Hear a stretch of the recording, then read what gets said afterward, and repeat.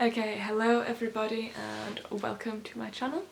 Today I wanted to talk about a brief overview, well not really brief, but an overview of spirituality like generally, before I kind of dive deep into some, complex ideas.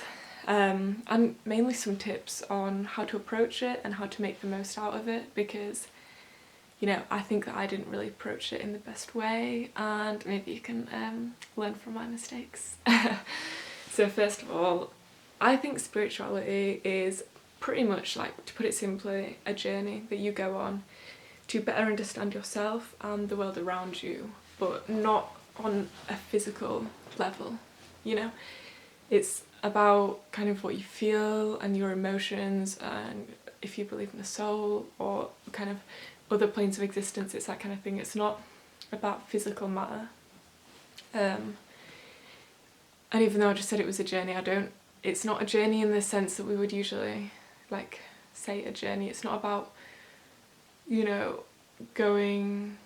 putting in effort to get to a certain point or to get to something which is like out there and separate from us.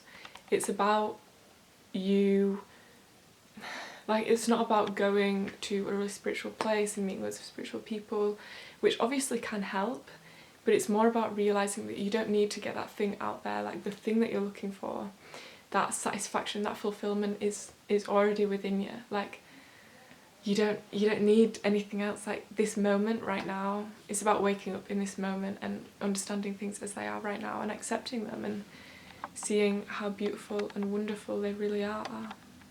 Is that focused? Yeah. So my first tip for spirituality is to not see it as a religion. First of all, I think you can practice spirituality and have your own practice as well as being part of a religion, because in my experience the two don't have to conflict. But also with spirituality, it's kind of different to religion in the sense that it's not a rule book. There's not a set of rules that you have to follow as there is in many religions. Like, it's not about following something blindly and just accepting it and feeling like you've got to apply it to your life at all times. It's about, responding to the world as it is and learning from your own experience and finding what works for you and finding what you understand to be true, not just accepting something.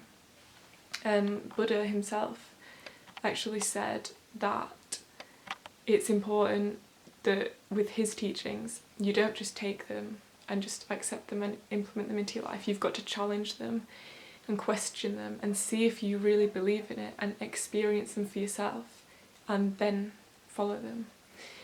And this kind of links into my second point, that you have got to find what resonates with you. They're kind of similar. Like, if you are reading something and you don't agree with it or you don't believe in it, then that's fine. You don't have to. Like, say you're focusing on one particular spiritual path like Buddhism, and you come into contact with a concept that you don't really agree with, that's fine. You don't have to then like try and force yourself to believe it. Like, either it just doesn't resonate with you, or you're not ready, you're not at a space where you're ready to understand that yet, because they can be really complex ideas that might go against everything you've been taught your entire life. So obviously it's going to be really hard for your mind to register it, and that's completely fine. Like, just got to accept where you are at the moment and, find what works best for you. And yeah, which links to my third point, which is don't focus yourself exclusively to one philosophy, at first especially. So obviously if you're really far in your path and you've explored loads, then choose whatever, but I think I had this problem when I first started my path. Buddhism was the first kind of philosophy that I discovered that was kind of guiding me towards a spiritual path, and I was so excited by it. Like, I was like, oh my god, this is crazy, like all these new ideas, they were really exciting and interesting to me, so I kind of like devoted all my time to Buddhism, which, although it was really beneficial and I don't really regret it, it meant that I'd kind of closed off other philosophies that would have probably also helped me grow a lot as well. I think at the start you've got to research as much as you can, apply as much as you can to your life and find what works best for you. It's not about sticking to one philosophy and, being really strict, devout Buddhist. It's about you taking what works for you and you making your own path. You don't have to follow every rule in a philosophy in order to be happy, you know. You've got to just find what works best for you, especially because it's kind of hard for people in a Western world to cultivate an Eastern mind, because, you know, there's all the things that we've got going on, like partying and like social media, like Zen monks in monasteries and gurus in ashrams, like they don't have those things around them. That's not how their society functions. So you've got to kind of take what you want from a philosophy and then translate it into a way that you can actually apply to your life as a working Western person, you know. You can't expect to be able to follow everything really, like, properly, because it's really hard. So that was my third point.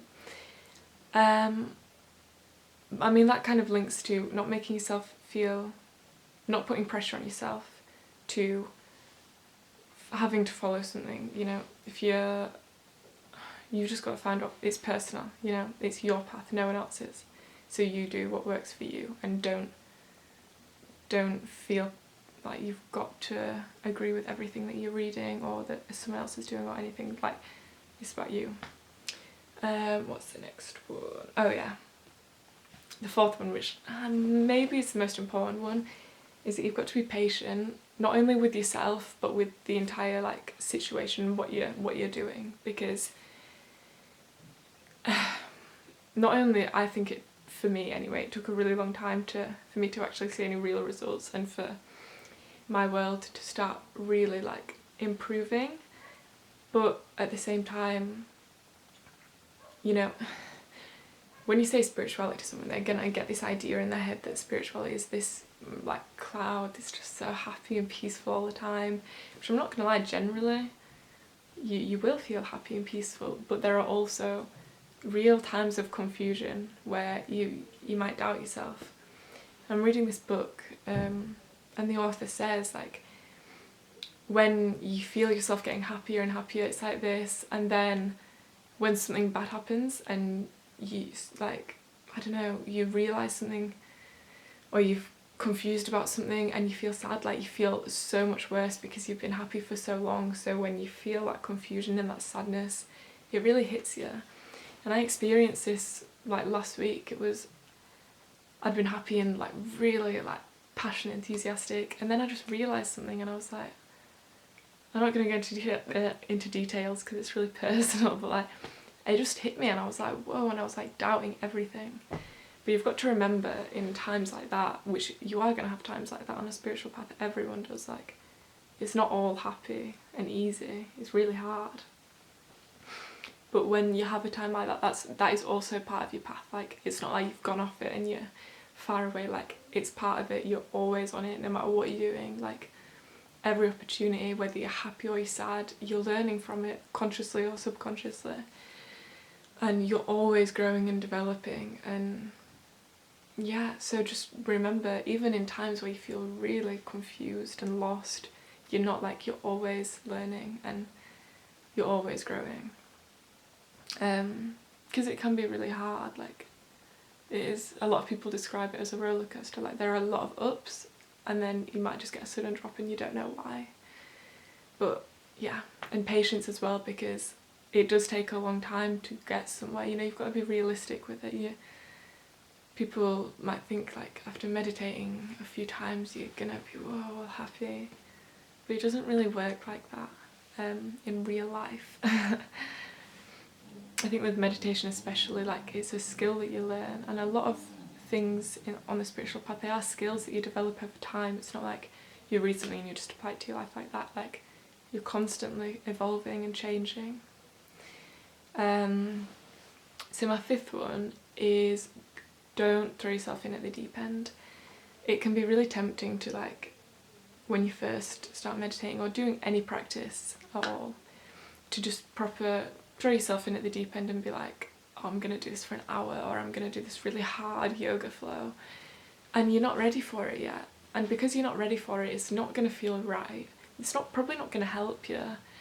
And if you're propelling yourself forward, like, than where you actually are, then it's just gonna it's not going to help you, so you're going to get discouraged from the path at all.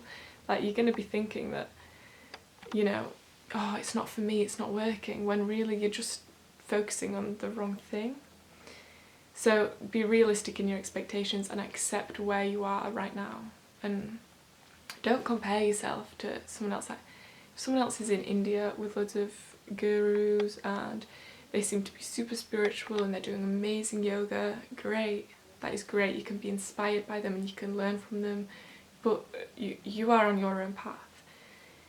And as much as you can learn from them, you've got to accept where you are now. So, like, it doesn't really matter what they're off doing, you know, you're doing what you're doing and you're learning and you're growing. And, you know, don't compare your path to anyone else's, and don't create like a hierarchy in your mind of, oh, maybe if I keep on meditating I'll be able to do it for an hour, like in a year.